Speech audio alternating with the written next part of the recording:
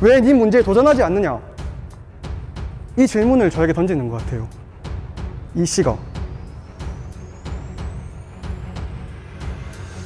진짜를 보여줄게. 웡쌤의 진짜 한문. 자, 오늘 우리가 시에 대해서 얘기를 할 거예요. 시를 써본 사람 있어? 없습니다. 없어? 딱히 써본 적은 없어요. 딱히 써본 적이 없어. 사람이 언제 시를 쓴다고 생각을 해? 슬플 때. 슬플 때,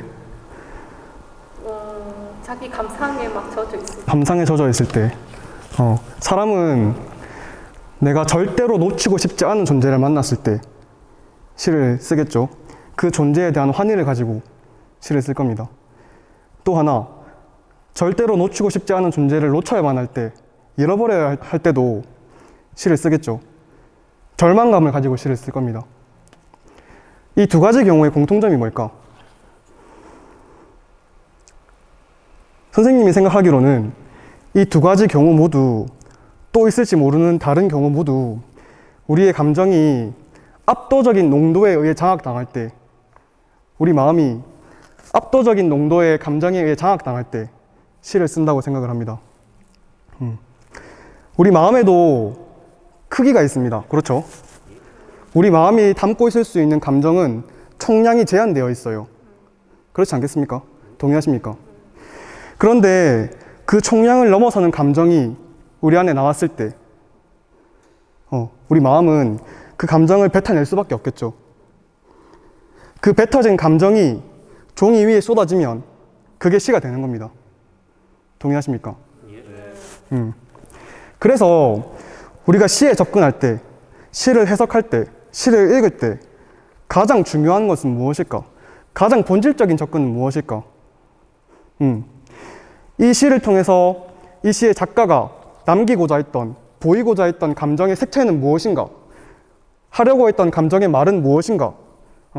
그 색깔과 그 의도를 파악하는 것이 가장 중요하지 않겠습니까? 나머지 표현상의 특징들, 뭐 언어상의 특징들, 형식적인 특징들은 당연히 중요하지만 둘째가는 거 아니겠습니까? 선생님은 그렇게 생각합니다.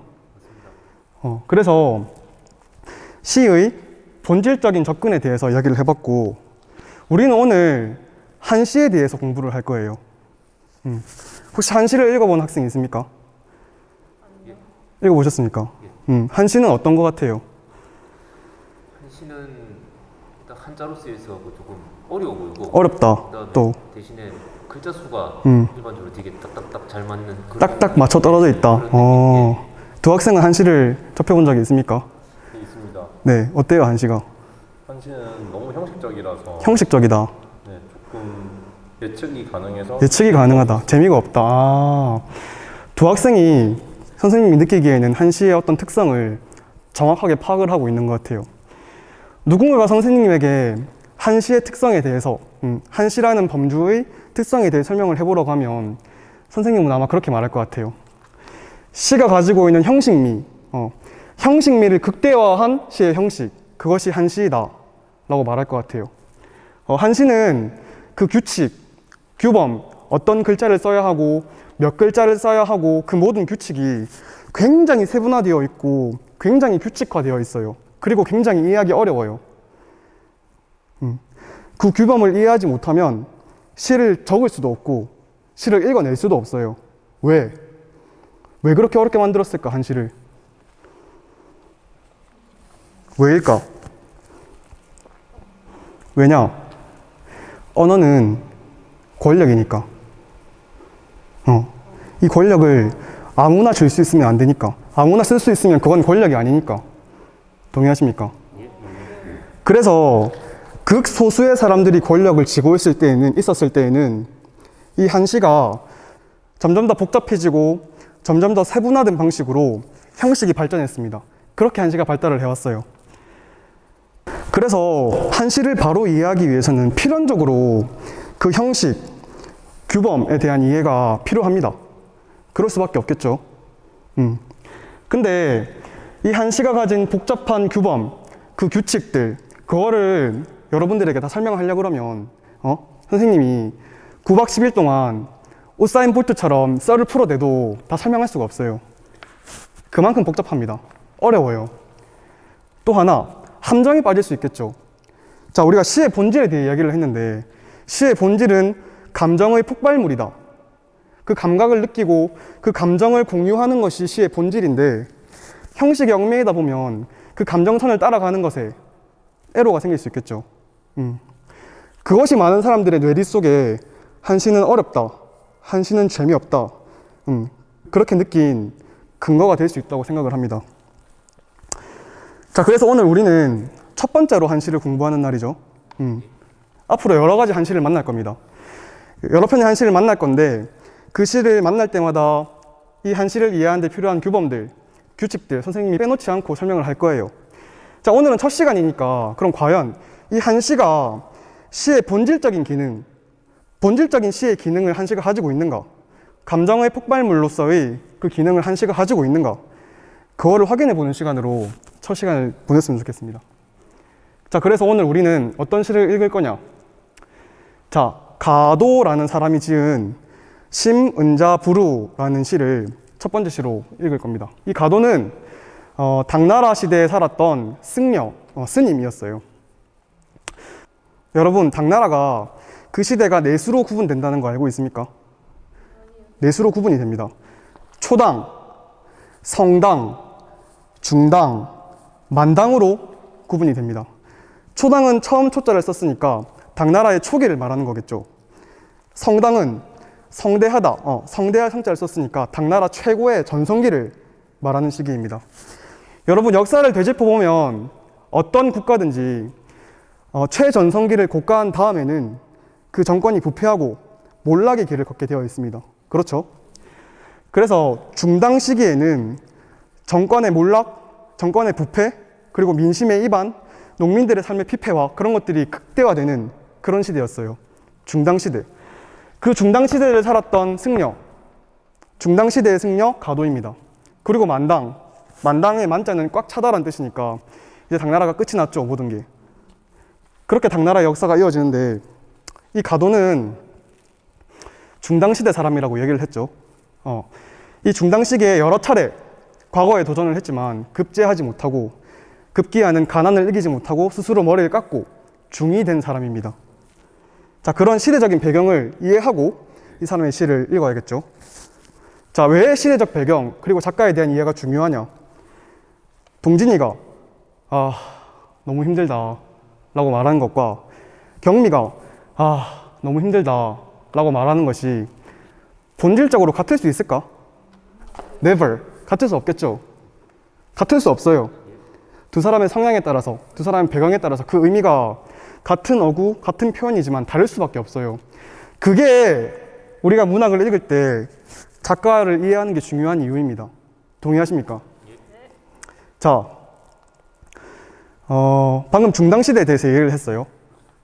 민심이 이반하고 농민의 삶이 피폐해졌다 라고 얘기를 했어요.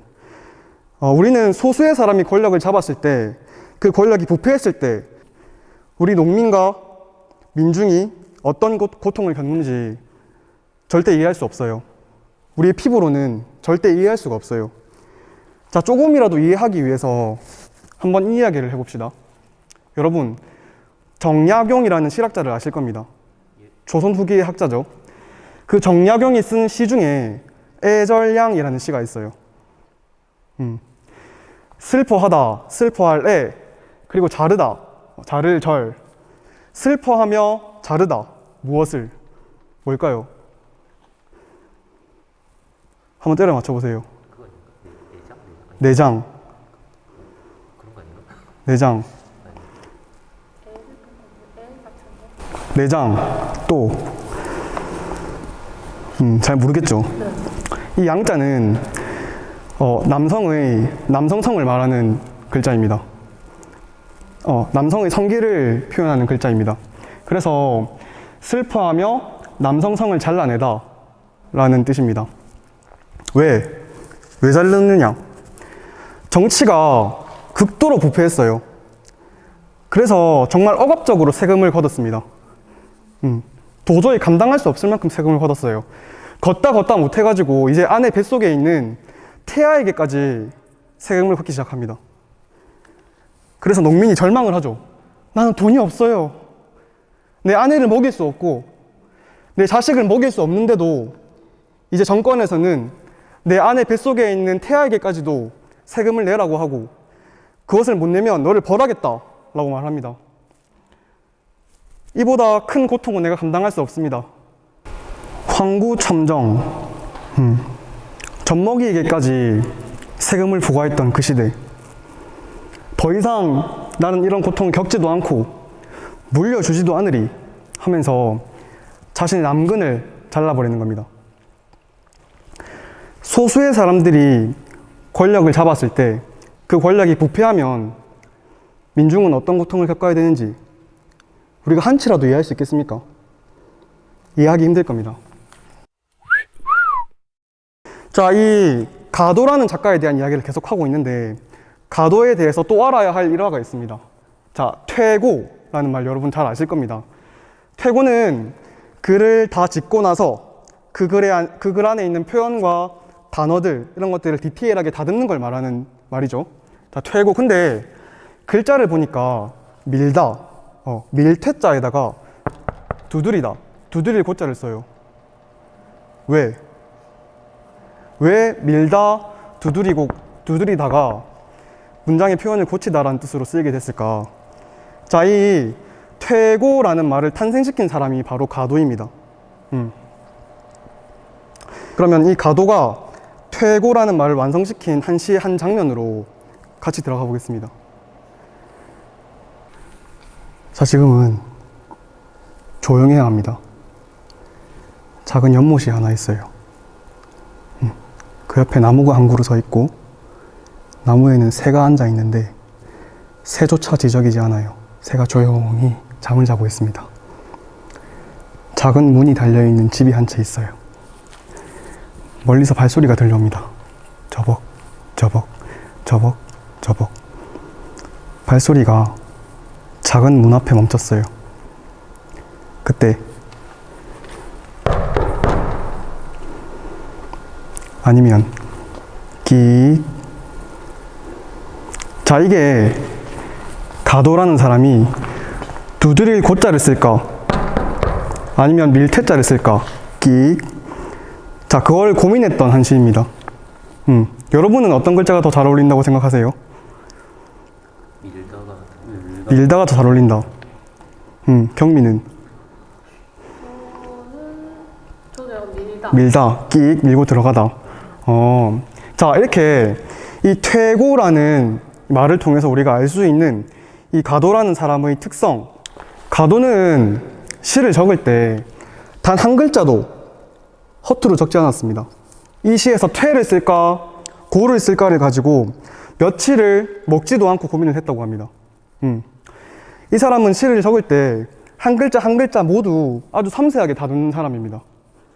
자, 그래서 가도에 대해서 가도가 살았던 시대적인 배경, 그리고 가도가 작품을 지을 때 그의 개인적인 특성에 대해서 공부를 했죠. 이 두 가지 배경 지식을 깔고 이제 본격적으로 시에 들어가 보겠습니다. 가도의 심은자부루라는 시입니다. 자, 선생님이 먼저 읽으면 같이 읽겠습니다. 제목부터. 심은자부루. 심은자부루. 심은자부루. 심은자부루. 자, 심은자부루. 찾을 심, 찾다. 그리고 은자, 숨을 은에 사람 자니까 숨어있는 사람입니다. 자, 지금부터는 은자라고 부르겠습니다. 은자를 찾다. 그런데 아니 불자에 만날 우. 이어보면 은자를 찾았지만 만나지 못하다 라는 제목의 시입니다. 은자를 찾아다녔는데 만나지 못했다 라고 제목이 설명하고 있어요. 본문으로 넘어가겠습니다. 송하문동자. 송하문동자. 송하문동자. 송하문동자. 자, 소나무 송자 아래 하자. 자, 소나무 아래에서 묻다, 물을 문자, 어린이 동, 아들 자, 놈 자. 그래서 동자에게 어린이에게 물었다. 소나무 아래에서 어린이에게 물었다. 무엇을? 그건 설명하지 않았어요. 자, 그 다음 말하다는 뜻이죠. 이제 이 동자가 대답하는 장면이 나오는 겁니다. 언, 사체약거라고 했네요. 선생님 사, 스승 사, 그 다음에 켈체, 캐다, 약초약, 갈거. 자, 아이가 말합니다. 우리 선생님 약초를 캐러 가셨습니다. 라고 대답을 했어요, 아이가. 여기까지. 여러분, 한시를 읽을 때 선경후정 이런 말 들어보셨습니까? 예. 자, 먼저 눈에 보이는 경치를 담고, 눈에 보이는 상황을 담고, 그 다음에 작가의 개인적인 심상, 정서를 담는다라는 의미의 전형적인 한시를 만드는 방법입니다. 그래서 선경후정의 원칙을 따라서 이 시를 보면 이 부분부터는 화자가 개인적으로 생각한 부분이라고 말할 수 있겠죠. 자, 그래서 계속 가보겠습니다. 지제차산중 읽을게요. 시작. 지제차산중. 지제차산중. 지제차산중. 자, 이건 단지, 다만 할 때 지자입니다. 단지, 다만, 제, 있다, 있을 제자. 차, 이 차입니다. 이것, this 할 때 쓰는 차. 차산중. 이 산 가운데 있다. 그래서 다만 이 산 가운데 있을 텐데, 이 산 어딘가에 있을 텐데 라고 지금 화자가 말을 하고 있어요. 그런데 운심 부지처 읽을게요. 시작. 운심 부지처. 운심 부지처. 운심 부지처. 네, 운심 부지처. 구름이, 구름 문자, 깊을심, 구름이 깊어서 아니 불, 알지, 장소처, 곳처. 구름이 깊어서 장소를 알지 못하겠다. 어디 있는지 알지 못하겠다. 여기까지. 자, 심은자부로 봤는데 처음부터 끝까지 같이 한번 읽어보겠습니다. 심은자부루, 심은자부루. 송하문동자, 송하문동자. 언사체약거, 언사체약거. 지제차산중, 지제차산중. 운심부지처. 운심부지처. 자, 시를 다 봤습니다. 다 풀이해봤죠. 자, 그런데 주우영 선생님한테 한 시를 배운 사람이라면 이런 생각을 해야겠죠. 가도는 이 시를 통해서 무슨 말을 하고 싶었는가? 어떤 감정을 느꼈기에 이런 시를 썼는가? 그걸 생각해야겠죠. 자, 우리가 가도에 대한 이야기를 많이 나눴고 시도 읽어봤는데 그러면 한번 생각을 해봅시다. 이 글을 통해서 가도가 하고 싶었던 말이 뭐냐? 무슨 감정을 느꼈길래 이렇게 말했는가? 자, 선생님이 5분 정도 시간을 드리겠습니다. 한번 생각해보고 같이 이야기해보는 시간을 가지겠습니다. 경미는 무슨 말을 하고 싶어 하는 것 같아? 지금 시대 상황이 어려운 상황인데 그 어려운 시대에서 좀 지혜로우신 분을 만나서 좀 세상을 좀 다르게 바꾸고 싶은 사람이 현자를 찾아가서 뵙고 싶었으나 뵙지 못하고 돌아가는 그런 상황인 것 같습니다. 세상을 구해줄 구세주를 찾고 있다. 네. 그런 말을 하고 싶었다. 맞는 것 같아. 그 다음 현식이는? 네, 저도 비슷한 맥락인데 이제 당대 시대 상황을 고려해 봤을 때 중당이라는 어려운 시대 상황에 처해 있었고 그러면 그 사람은 결국 원했던 게 태평성대의 세상을 원했을 거라 생각했어요. 태평성대. 그래서 그 태평성대의 대상을 이제 스승이라고 상징적인 의미를 부여했고 하지만 이제 구름 속에 있어서 찾지 못했다라고 말하는 걸로 보았을 때 아마 앞으로의 미래가 어둡다. 예상했다라고 생각했습니다. 아, 좋습니다. 자, 동진이. 저는 이제 그 시대가 어려우니까 저기에 숨어 있는 저 사람도 그 가도와 동일하게 세상에서 도피한 사람이 아닌가. 도망간 사람이다. 그렇죠. 그 같이 도피한 사람이라서 이제 그 사람이라도 만나서 그 회포를 나누고자 하는데 그 사람마저 더욱더 깊은 산중으로 도망가서 이제 그 사람마저 만날 수가 없어진 그 시대에 대한 약간 애환을 그러니까 마음을 나눌 법마저 사라지는 그런 것을 얘기한 것이 아닌가 그렇게 생각했습니다. 세 명 다 한시를 받아들이는 능력이 탁월한 것 같아요. 각자의 생각이 다 맞는 해석입니다. 누군가가 선생님에게 자, 이 시에서 5글자만 남겨서 이 시를 설명해봐라 라고 말한다면 선생님은 이렇게 남기겠습니다. 은자, 운심, 약. 자, 은자. 화자가 절망스러운 상황, 고통스러운 상황에 살았다는 것은 다 동의를 하실 겁니다. 나를 이 절망 속에서 구해줄 구세주, 나를 고통으로부터 구해줄 구세주, 그 구세주를 찾아가는 겁니다. 그렇죠. 누구일까?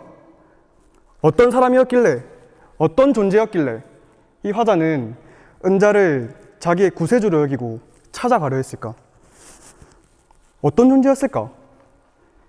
이게 이 씨가 던지는 첫 번째 질문이자 철학입니다. 그 다음, 운심. 구름이 깊다. 그렇죠. 그런 경험 해보셨습니까? 산을 올라갔는데 구름이 너무 깊어서 우거져서 사람도 보이지 않고 사물도 보이지 않고 그런 경험 해보셨습니까? 해보셨습니까? 대단하신 분들이네요. 저는 특별한 사람이 아니면 이런 경험을 하기 힘들다고 생각합니다. 특별한 경험을 가진 사람들조차도 특별한 경우에만 가능한 것이죠. 그리고 아주 고도로 발달한 현대의 운송수단을 빌렸겠죠. 비행기를 타고 산을 올랐거나 하다못해 차를 타고 산을 올랐거나 안 그렇겠습니까? 자, 운심, 구름이 깊어서 안 보일 정도로 깊은 산을 가려면 그 산은 무지막지하게 높아야 됩니다. 무지막지하게 험해서 아무나 올라갈 수 없는 산이어야 합니다. 그렇죠? 근데 그 산을 올랐어요. 은자가 있을지 없을지 모릅니다. 해는 언제 질지도 모릅니다. 짐승이 언제 나를 덮칠지 모릅니다. 그런데 올라갔어요. 은자를 만나고 싶어서.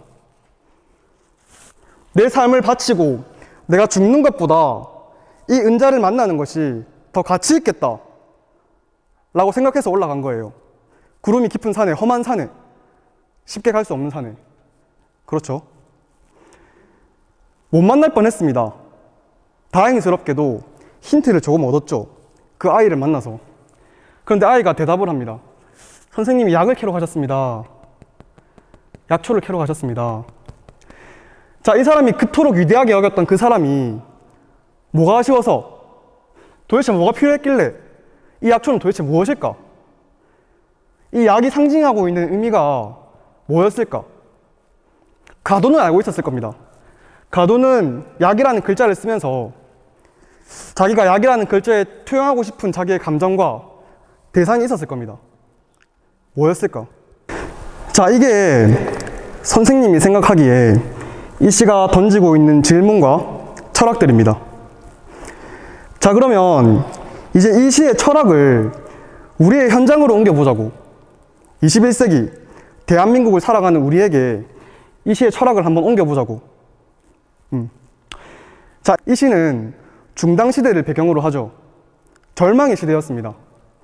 그런데 이 절망의 시대에 인간이 느끼는 근본적인 고통에 대한 이야기를 하고 있는 시인데, 중당 이전에 성당 시대, 성대한 시대를 살았던 그 사람들은 인간의 근원적인 고통이 없었을까? 근본적인 질문과 아픔과 슬픔이 없었을까? Never. 그럴 리가 없죠. 21세기에 살아가는 우리는 인간으로서 가지는 근원적인 고통, 누군가 나를 구해줬으면 좋겠는, 누군가 어떤 존재가 필요한 그런 고통이 우리에게 없습니까? 없다고 말한다면 아마 외면하는 걸 겁니다. 착각하는 걸 겁니다. 누구에게나 근원적인 해결될 수 없는 갈증이 있습니다. 그래서 이 시를 읽으면 이 시의 화자가 선생님에게 그렇게 말하는 것 같아요. 나는 내 삶의 문제를 해결하기 위해, 내가 해결하기 힘든 이 갈증을 해결하기 위해 내 목숨을 걸고 내 삶을 바쳐서 산에 올랐다. 나는 내 문제를 해결하기 위해, 도전하기 위해 산에 올랐다. 너네는 뭐 하고 있는데? 너는 뭘 하고 있냐? 네 문제가 뭔지는 아냐? 왜 네 문제에 도전하지 않느냐? 이 질문을 저에게 던지는 것 같아요. 이 시가.